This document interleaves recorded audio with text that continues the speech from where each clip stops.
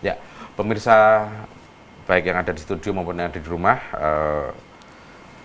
kita masuk ke sesi berikutnya, sesi tanya jawab. Maka kami persilahkan pada jamaah yang ada di studio untuk bertanya atau konsultasi dengan Bapak Ustadz Waharjani yang sudah kita hadirkan di sini. Ya, kami persilahkan. Assalamualaikum warahmatullahi wabarakatuh. Ya, perkenalkan nama saya Andi Rahman Tuteru dari program studi ilmu komunikasi Universitas Ahmad Dahlan, Yogyakarta. Nah, karena tema kali ini berkaitan dengan rezeki, maka pertanyaan saya adalah dalam hadis pernah menyatakan bahwa dengan silaturahmi dapat memanjangkan umur dan memperbanyak rezeki. Nah, maksud dan apa kaitannya silaturahmi dengan panjang umur dan banyak rezeki? Terima kasih. Mungkin itu saja. Billahi taufiq wal hidayah. Wassalamualaikum warahmatullahi wabarakatuh. Ya, Ustadz Waharjani, ini ada pertanyaan dari jamaah. Pertanyaan yang pertama dari Mas Andi. Ini terkait dalam sebuah hadis disampaikan bahwa silaturahmi itu dapat melapangkan rezeki dan juga memperpanjang umur. Nah, kira-kira apa hubungannya sebenarnya silaturahmi dengan panjang umur dan juga banyak rezekinya itu? Kok kayaknya kalau di terawang-terawang nggak nyambung katanya kan begitu. Tapi nah, kira-kira seperti apa Ustaz? Ya. Baik, silaturahmi ini memang dicontohkan Nabi dan dianjurkan. Dengan silaturahmi itu kita akan ketemu, ya. Dengan ketemu itu menjadikan kita itu bertatap muka, tatap mukanya senyum. Dan dengan senyum itu ternyata hal-hal yang selama ini kita tidak enak, hubungan kita tidak enak, akhirnya cair di dalam silaturahmi itu. Tidak ada masalah lagi. Tidak ada masalah. Gitu ya. Dan ada di satu pengajian itu, ketika terjadi silaturahmi karena cair, maka kemudian terjadi dialog. Nah, dengan dialog itu akhirnya salah satu menyampaikan saya yang berkaitan punya apa dan gitu kan? yang satunya akhirnya terjadi apa? Ya, transaksi atau silaturahmi apa, lebih jauh, gitu. kerjasama bisnis. Dari sini kemudian punya terbukalah relasi, pintu rezeki ini, sehingga dengan silaturahmi itu akan membuka pintu rezeki. Dan dengan silaturahmi itu semuanya dalam keadaan cerah, senang. Nah, orang yang senang itu seolah-olah ya sowan matinya kepada Allah itu masih panjang. Jadi begitu. Nah, ini diantaranya. Ya memang jadi secara begitu. logika mungkin kalau cemberut berengut gitu mudah sakit, mudah ini mungkin begitu ya Ustadz. Betul. Ya, terkait dengan itu maka yang disebut dengan bagaimana kita itu meraih rezeki dari Allah itu dimulai dengan yang pertama adalah selalu beristighfar kepada Allah, memohon kepada ampun kepada Allah. Dengan mohon ampun itu maka jiwa kita akan bersih. Jiwa yang bersih itu menjadikan ya kita itu siap menerima anugerah rezeki dari Allah Subhanahu wa taala. Kalau saya gambarkan yaitu seperti orang punya tempat mencuci piring isah-isah. Bagaimana kalau tempat itu penuh dengan kotoran, ya, potongan kangkung, potongan ini dan menyumbat. Dan kalau itu kita bersihkan maka akan cepat. Nah, orang yang suka beristighfar itu ya jiwanya bersih, orang yang jiwanya bersih akan menjadikan orang yang siap menerima anugerah rezeki. Sehingga Nabi bersabda, man lazimal istighfaro ja'alallahu lahu min kulli dhajikin makhrajan wa min kulli hamin farajan wa razaqahu min haitsu la yahtasib. Nabi bersabda, barang siapa yang membiasakan beristighfar kepada Allah, maka Allah akan memberikan satu, kekuatan mental menghadapi masalah yang pelik dan sulit.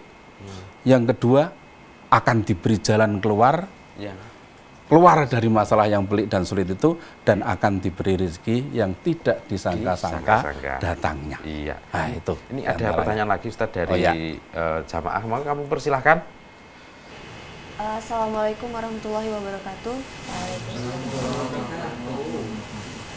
Saya Umi ingin bertanya, kita sebagai manusia terkadang terkadang kurang mensyukuri nikmat Allah.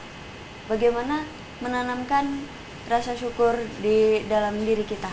Begitu. Terima kasih. Ya, ini pertanyaan dari Ibu Umi ini, Ustadz, yang menanyakan intinya bagaimana sebenarnya menambah rasa syukur diri kita itu, Ustadz, kepada Allah atas rezeki, atas macam-macamnya. Karena mungkin selama ini kita itu tidak pernah kalau bahasa Jawa niteni atau memperhatikan apa saja yang sudah diberikan oleh Tuhan ini, sehingga kita itu kok selalu lupa, nggak pernah bersyukur. Nah, untuk meningkatkan rasa syukur itu kira-kira bagaimana, Ustaz? Iya, baik. Jadi kita telah diberi oleh Allah itu banyak sekali sebenarnya. Kalau kita hitung-hitung, kita nggak mampu menghitungkannya, nikmat-nikmat yang diberikan kepada kita sekalian ini oleh Allah.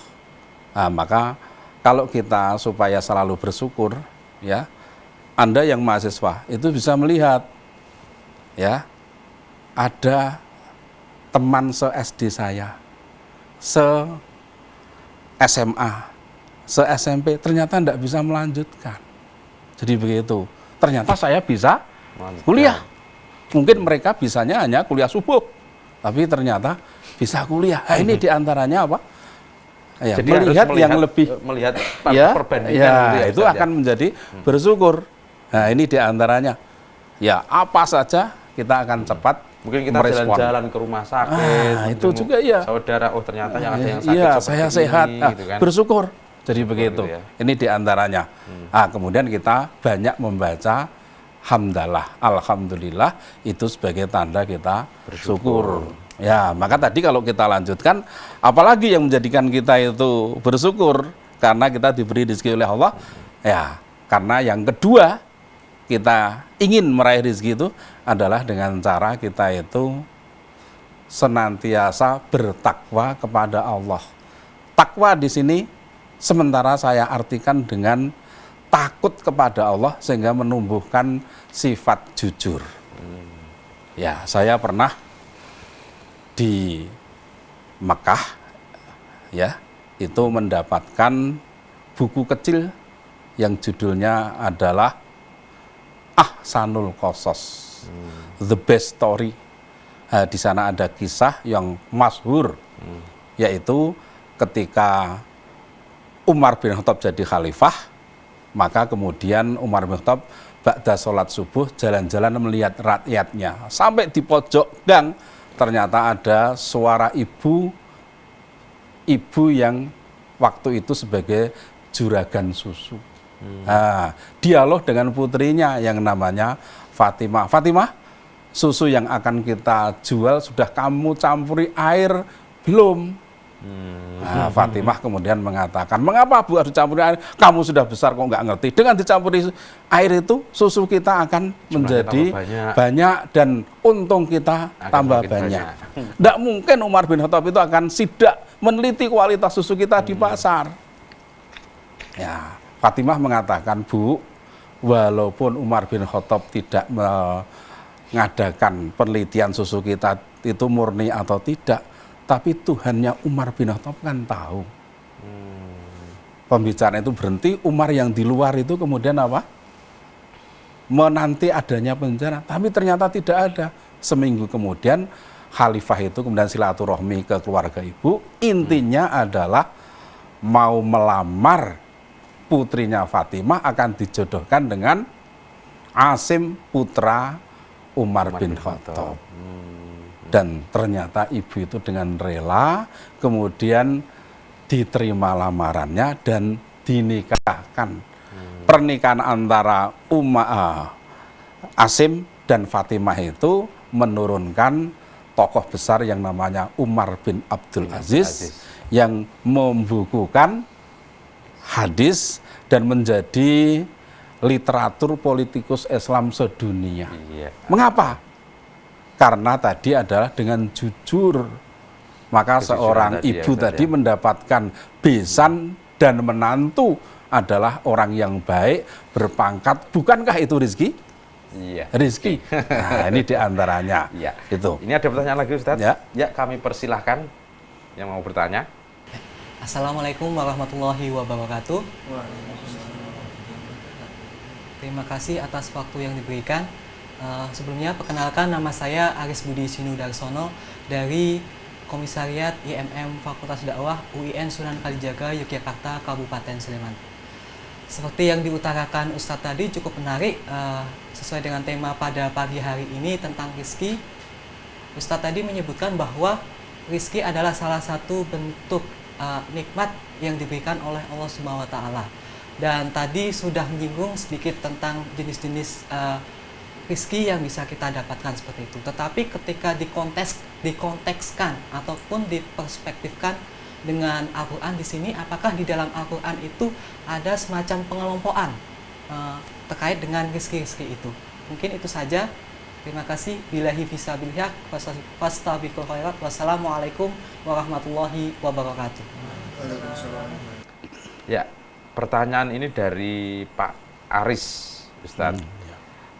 Jadi kira-kira adakah pengelompokan terkait dengan rizki itu? Ya. Atau ada jenis-jenis rizki Ya. yang diberikan oleh Allah itu kepada hambanya? Ya. Seperti itu, Ustadz. Baik, di dalam Al-Quran itu ada 62 kata rizki dengan berbagai derivasinya. 62 ya Ustadz? 62. Ya. Ya, berarti ini menunjukkan sangat pentingnya apa? Rizki. Salah satu di antara ayat-ayat itu, ya, itu menunjukkan bahwa rizki itu bisa berarti buah-buahan, bisa berarti ya makanan. Iya, iya. Ya, contoh di antara rizki yang artinya makanan itu adalah Nabi Isa pernah oleh salah satu sahabat dan muridnya yang namanya kaum Khawari itu memohon supaya Isa itu berdoa, ya, memohon rizki dari Allah.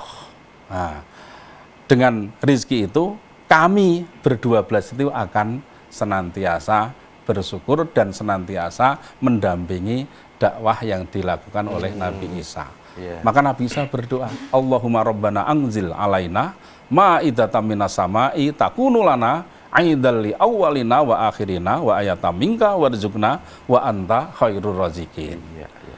Doa itu ada di dalam Al-Quran dan kemudian turunlah seperangkat rezeki. Iya. Jadi rizki itu pada intinya banyak sekali. Banyak ya sekali jumlahnya. di Di dalam Al-Quran saja itu ada 62 iya, itu tadi. iya, ya, ini diantaranya. Ya. Bisa berarti tadi kesehatan, Buah-buahan. kesempatan, jabatan, makanan, gaji dan upah dan yang Bahkan lain-lain. Islam pun juga sebuah rezeki ya. Ustadz. Betul, jadi Iya. begitu. Ya Ustadz, sayang sekali kita ceramah Ustadz pada kali ini sangat menarik, tapi sayang waktunya sudah mepet sekali dan mungkin nanti lain kesempatan bisa kita lanjutkan kembali. Dan terima kasih kepada para hadirin sekalian yang hadir di studio ini dan juga para pemirsa, kami ucapkan terima kasih. Insya Allah nanti di lain kesempatan kita akan bertemu kembali dalam acara Golden Habit dari Muhammadiyah untuk Indonesia. Dan dari kami, saya Anang Mas Duki selaku pembawa acara dan juga Bapak Ustadz Waharjani, apabila ada kurang lebihnya kami mohon maaf. Kurang lebihnya mohon maaf. Assalamualaikum warahmatullahi wabarakatuh. Waalaikumsalam warahmatullahi wabarakatuh.